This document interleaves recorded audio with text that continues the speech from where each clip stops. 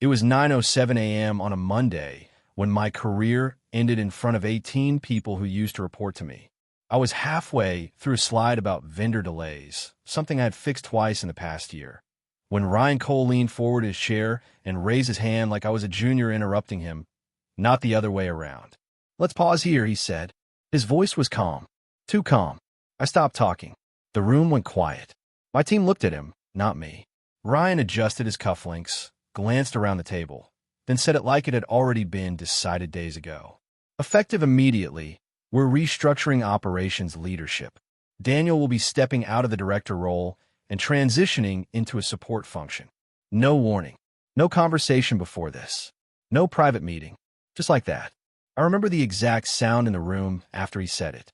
Not noise, not silence either, just this heavy pause where no one knew where to look. Then he added something that stayed with me. "We need modern leadership now, not outdated habits." He didn't raise his voice. He didn't look angry. That was the part that made it worse.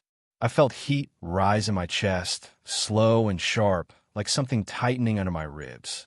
But I didn't react. Not there. Not in front of them. I looked around the table. People I had hired. People I had trained. People I had backed when they made mistakes. Not one of them met my eyes. Some looked down at their laptops. One of them started typing, even though nothing was happening. A few just stared at the table like they were waiting for it to end. Then Ryan turned to the man sitting 2 seats down from me. "Ethan will be stepping in as the new operations director.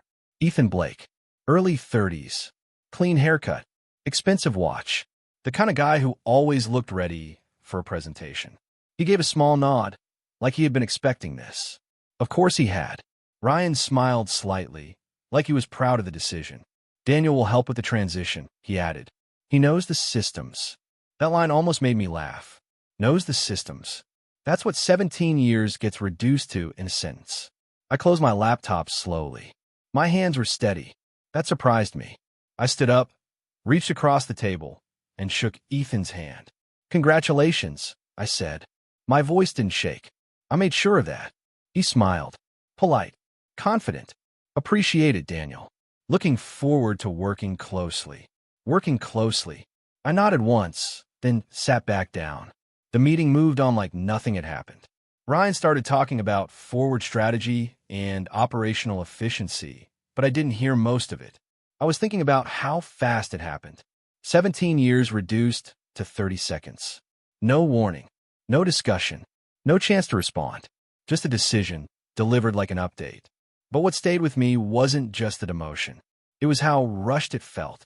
How clean, like they had built the story in their heads already. And this was just the final step. And sitting there, watching Ethan take notes on a system he didn't understand, I had one clear thought. Ryan had no idea what he just disrupted. And for the first time in a long time, I said nothing to fix it. "My name is Daniel Mercer. I'm 48 years old. And for 17 years, I kept that company running in ways most people never saw. I didn't start as a director. I started as a coordinator in a small office with outdated systems and too many problems. Back then, we were barely holding things together. Orders were late. Clients complained weekly. Vendors missed deadlines, and no one really tracked anything properly. I stayed, not because it was easy, because I understood how things actually worked. Over time, I built systems that weren't written down, processes that only made sense if you had been there long enough to see what broke and why. I managed vendor pipelines across 3 regions. If a shipment got delayed in one place, I knew how it would affect 3 others. I handled client escalations, sometimes at midnight, sometimes on weekends. When something failed, people called me, not because I had the title, but because I knew how to fix it. We grew, slow at first, then faster. By the time we crossed $200 million in annual revenue, the company looked clean from the outside. Organized, efficient, structured. What people didn't see was how much of that structure depended on things that were never written down. Things I carried in my head. Patterns, workarounds, relationships with vendors who only picked up the phone because they trusted me. Clients who stayed because they knew I would step in if things went wrong. I didn't talk about it much. I just did the work. There were nights I got home after midnight and left again before sunrise. There were weekends where my phone never stopped ringing. I missed birthdays, school events, quiet dinners that I promised I would be there for. My wife never complained directly, but I could see it. My daughter is in college now. Tuition isn't small. My son is finishing school, getting ready for his own path. I chose stability for them. I chose to stay in one place and build something solid instead of jumping between companies chasing titles. And for a long time, I believed that mattered. That loyalty counted for something. I didn't push for recognition. I didn't sit in executive meetings unless I had to. I stayed close to the work where things actually happened. When people got promoted, I trained them. When new systems were introduced, I made sure they didn't break what already worked. I wasn't loud, but I was always there. That's the part Ryan never understood. From his point of view, I was just someone who had been around too long. Someone who didn't present well in meetings. Someone who didn't use the right words. Outdated habits. That's what he called it. What he didn't see was that most of what he thought was outdated was the reason things didn't collapse when pressure hit. You don't learn that from slides. You learn it from fixing the same problem 10 different ways until it finally stops happening. After the meeting, I went back to my desk. Same chair, same screen, different title, support role. No one said much. A few people stopped by, said things like, "That was unexpected," or "I'm sure it'll work out." I nodded, kept it simple. Then I opened my email. Ethan had already sent a message. Subject, transition plan, operations. It was clean, structured, well-written.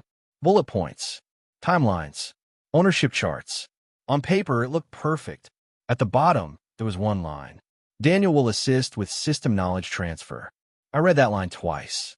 Then I leaned back in my chair and looked at the screen for a long moment. 17 years. Reduced to knowledge transfer. That's when I understood something clearly. They didn't remove me because I failed. They removed me because they didn't understand what I actually did. And that kind of mistake doesn't stay hidden for long. Ethan Blake looked exactly like what Ryan wanted the company to become. Early 30s. MBA from a school people recognized. Always well-dressed, always prepared, always confident in a room. He spoke in clean sentences. Short, sharp, structured. Every time he presented something, it sounded polished. Like it had already been approved before he said it. People like that. It made things feel controlled. Safe. In his first official meeting as operations director, he stood at the front of the room I used to run and walked through a new efficiency roadmap. Slides, charts, timelines, words like optimization, scalability, alignment. Ryan sat back in his chair, arms crossed, nodding like this was exactly what he had been waiting for. "This is the direction we need," he said at one point. "This is how modern operations should look." I sat along the side of the room, not at the head of the table anymore. Support role. Ethan clicked through his slides, explaining changes to processes he had only seen for a few days. "We'll streamline vendor communication," he said. "Reduce dependency on individual knowledge points." I knew exactly what that meant. Me. I kept my face still. After the meeting, he came over to my desk with a tablet in his hand. "Daniel, I'll need your help mapping out the back-end workflows," he said. "Just high level for now. We'll refine later." High level. That phrase came up a lot. I nodded. Sure. And I meant it. I helped. But I was careful. Because the truth is, most of what I knew couldn't be written down in a document. You could map a process. You could list steps. But you couldn't capture the reasons behind them. The small decisions that stopped bigger problems from happening. Those lived in experience. And experience doesn't transfer cleanly. Over the next few days, Ethan asked questions. Some were expected. Which vendors are highest priority? How do we handle delays? What's the escalation chain? I answered those. But then there were questions that told me more than he realized. Why do we still use this workaround? Can't we just automate this step? Why is this client flagged differently? Basic questions. Questions that would make sense to someone new. But also questions that showed he hadn't been there when things broke. He hadn't seen the reason those inefficient steps existed. He was looking at the surface. I had spent years under it. Still, he moved forward with confidence. And Ryan backed him every step. In team meetings, Ethan started making small changes. Adjusting reporting structures. Shifting responsibilities. Reassigning vendor contacts. Each change looked minor. Individually, none of them seemed dangerous. but I could see the pattern. He was removing pressure points without understanding what they were holding up. At one point, he said something that stuck with me. We need to reduce reliance on legacy thinking. Legacy thinking. That's what 17 years becomes when someone wants to replace you. I didn't argue. I didn't push back in meetings. That wasn't my role anymore. Instead, I documented what I could. Process flows, vendor lists, contact notes. Clean, simple, usable. But I didn't go deeper than that because no one asked the right questions. And without the right questions, you don't get the real answers. By the end of the week, everything still looked fine on the surface. Reports were clean. Meetings were smooth. Ryan looked satisfied. Ethan looked in control. But underneath that, I could already see the small cracks forming. Tiny missteps, delayed responses, assumptions that hadn't been tested yet. Nothing big enough to raise alarms. Not yet, but enough for someone who knew the system to notice. And the more I watched, the clearer it became. They hadn't replaced what I did. They had replaced what they thought I did. And those two things were very different. It didn't take long. About 4 days after the meeting, the first issue showed up. A supplier in the North region missed a delivery window. Not unusual by itself.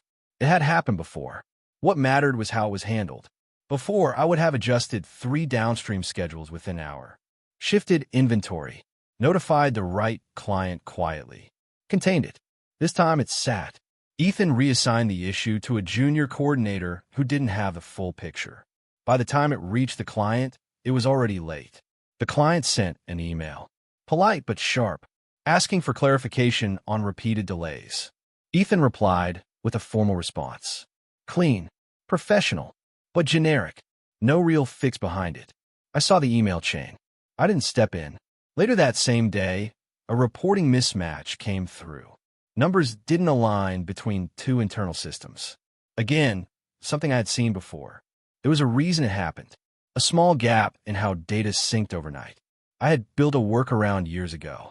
Ethan flagged it as a data inconsistency and asked IT to review. That added time.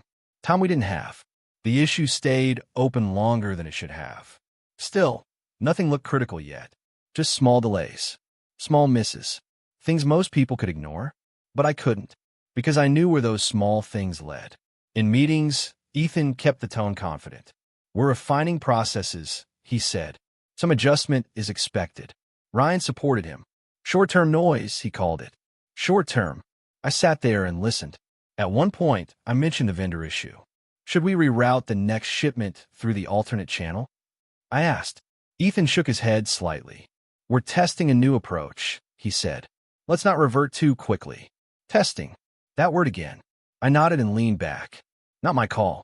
At home, I felt it more than I expected. That night, I sat at the dinner table, barely touching my food.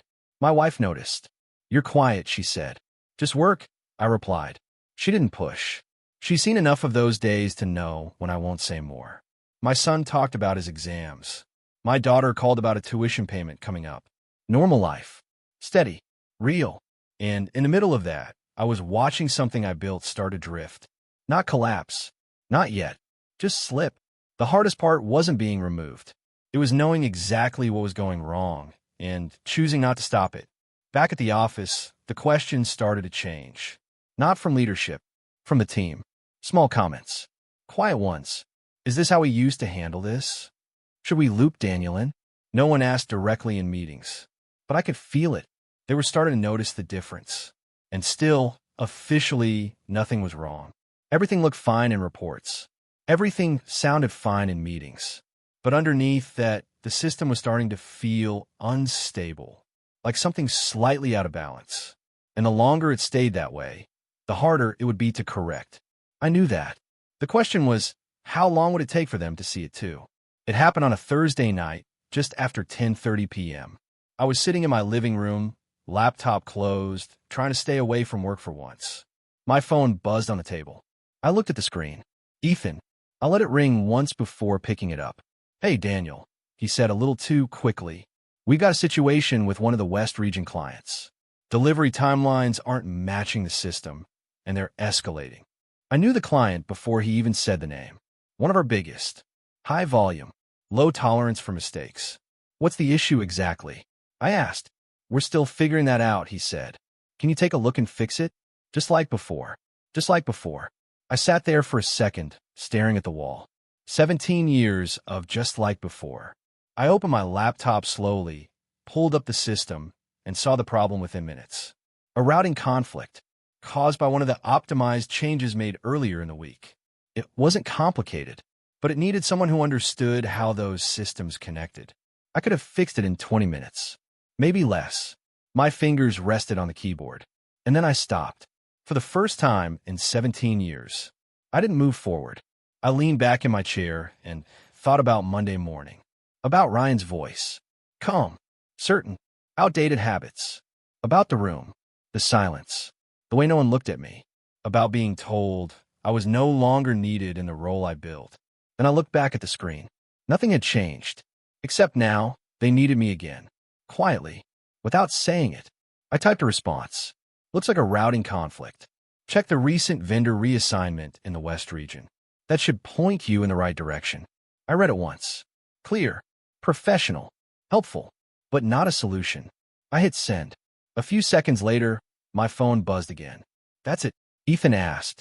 There was a pause. Can you just jump in and resolve it? It's urgent. I kept my voice steady. I've pointed you to the issue. You should be able to handle it. Silence on the other end. Then, all right, we'll take a look. The call ended. I closed my laptop. And for the first time in a long time, I didn't feel responsible for what happened next. It wasn't anger. It wasn't revenge. It was clarity. I had spent years stepping in before problems grew. Covering gaps. Fixing things before anyone else even noticed. But that role had been taken from me. Publicly. Clearly. So I adjusted. I would do my job. Answer questions. Provide direction when asked. But I would not carry the system on my back anymore. Not for people who didn't value it. That night, I slept better than I expected. Because deep down, I knew something had shifted. Not in the company. In me. And once that changes, everything else follows. The next 2 days were quiet. Too quiet. No one mentioned the West region issue again. No follow-up. No update. Which told me everything I needed to know. They hadn't fully fixed it. They had patched it. And patches don't last. Friday night, just after midnight, my phone lit up again. Not a call this time. Messages. One after another. Operations group chat. System lag in central dashboard. Are numbers delayed? Client X reporting missing data. Then another message. Urgent. West region client threatening contract review. There it was. The same issue. Now bigger. I opened my laptop and logged in. The system was still running, but barely. Data sync was off. Reports weren't matching real-time activity. Vendor updates were coming in late. Everything was slightly out of line. Not broken, but close. I watched the messages come in. Ethan was trying to manage it. Let's stay calm. We're looking into it. IT is checking the sync issue. Please hold client responses until we confirm. It sounded organized, but I could see the gaps. The wrong priorities. The delays between decisions. The lack of clear direction. At one point, someone asked the question I knew was coming. Should we bring Daniel in? There was a pause in the chat. Then Ethan replied, he's looped in. We've got it. I sat there, reading that. Looped in. I hadn't said a word. More messages came. Client emails. Internal flags. Escalations. Then Ryan joined the chat. What's the status? Short. Direct. Ethan responded quickly. Working through multiple issues. Should be resolved soon. Soon. That word again. I opened the backend logs. The problem was clear now. Multiple small changes stacked on top of each other. Vendor reassignment. Routing adjustments. Data sync delays. Each one manageable alone. Together, they created pressure in the system. Pressure that had nowhere to go. And now it was pushing back. Hard. Around 1:30 a.m., the West Region client sent a direct message. This is unacceptable. We're reviewing our position if this continues. That was a multi-million-dollar account. Years of work. Built on trust. I knew the contact personally. I knew exactly how serious that message was. The chat went quiet for a moment after that. Then it picked up again. Faster. More urgent. Need resolution ASAP. Who's handling client communication? Data is still not matching. Ryan sent another message. Fix this. Now. No direction. Just pressure. I sat back in my chair and watched it unfold. Every mistake, every delay, every misconnection. It wasn't chaos. It was something worse. It was confusion. The kind that happens when no one fully understands the system they're trying to control. For years, I had been the point where everything came together. The one who saw the full picture. Now that point was gone, and the system was reacting. By 2:15 a.m., people were asking again, "Where's Daniel?" No one answered that. Not directly, because the answer was simple. I was right there, watching, and for the first time, not holding it together. Because that wasn't my role anymore. And the cost of that decision was finally becoming visible. I walked into the office at 8:12 a.m. the next morning. Same building, same hallway, but the energy was different. You could feel it before anyone said a word. People were already at their desks. No casual conversations. No coffee breaks. Screens lit up, inboxes open, tension sitting in the air like something heavy. No one needed to tell me what kind of night they had. I had seen enough. As I passed the operations floor, a few heads turned. This time, they didn't look away. They looked relieved. That was new. I reached my desk, set my bag down, and logged in. Messages were stacked across 3 channels. Most of them unanswered. Some repeated the same questions from hours ago. Before I could even open the first one, my phone rang. Ryan. Daniel. He said, no greeting, no pause. Can you come to my office? On my way, I replied. His office door was already open when I got there.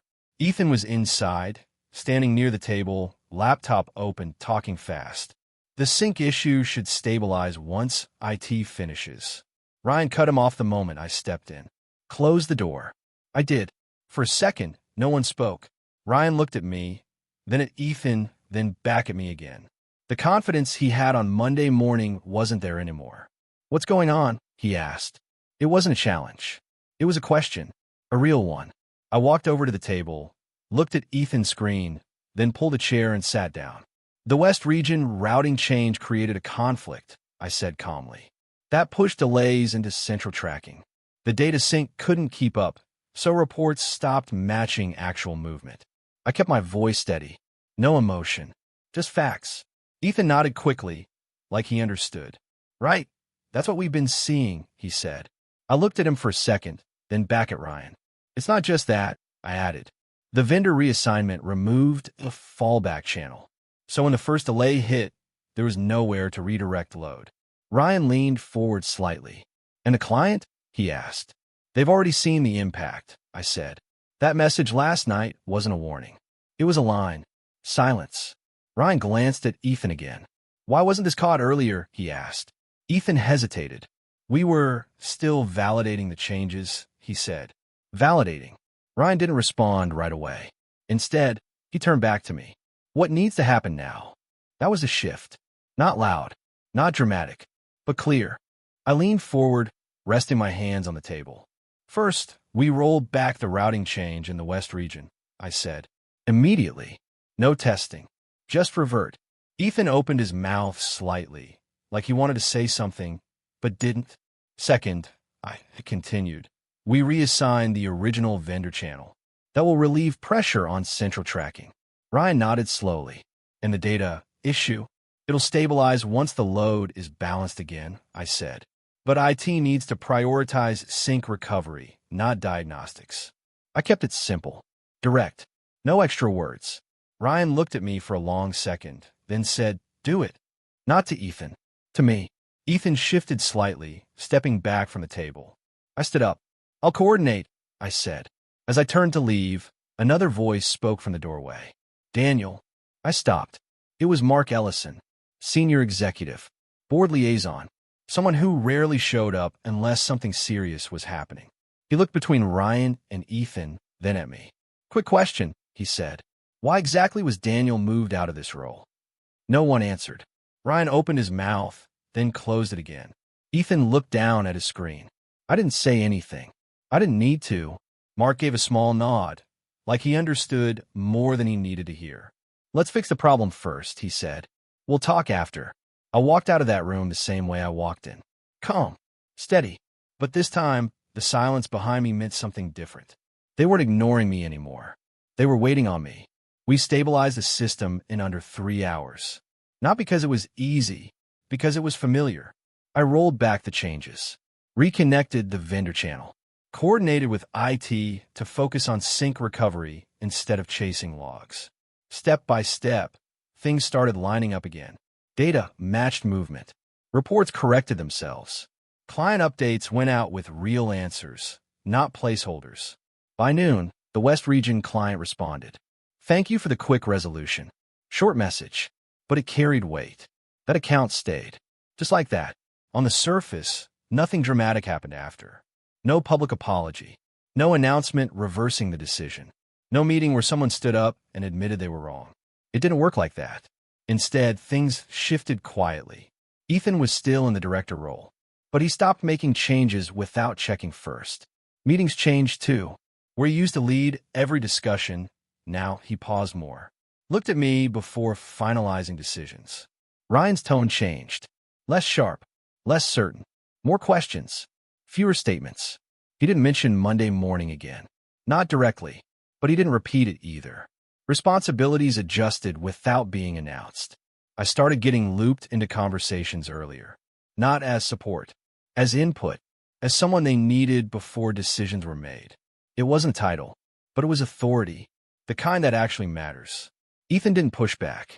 To his credit, he learned fast. He asked better questions, listened more, took notes when I explained things he hadn't seen before. He stopped trying to simplify everything. That was the biggest change. Ryan stayed careful, measured, like he understood something had gone wrong, even if he never said it out loud. A week later, Mark called me into a short meeting. No drama, no long discussion. He just asked one thing. What do you need to make sure this doesn't happen again? Not what I wanted, what I needed. That was new. I answered simply. Clarity in roles, I said, and decisions that match how the system actually works. He nodded, understood. That was it. No promises. But things followed. Slow adjustments. Real ones. At home, things felt different too. Not easier, just clearer. I sat at the same table, had the same conversations with my family. But I wasn't carrying that weight the same way. Because I had seen something I couldn't unsee. Loyalty without boundaries doesn't protect you. It makes you invisible. And value, real value, doesn't need to be loud. But it does need to be respected. Or it will show itself another way. I didn't celebrate what happened. I didn't need to. The shift wasn't loud. It didn't come with recognition or applause. But it was real. And more importantly, it was permanent. I still did my job. Still showed up. Still fixed what needed fixing. But I stopped doing one thing. I stopped protecting people from the consequences of their own decisions. And once I did that, everything changed.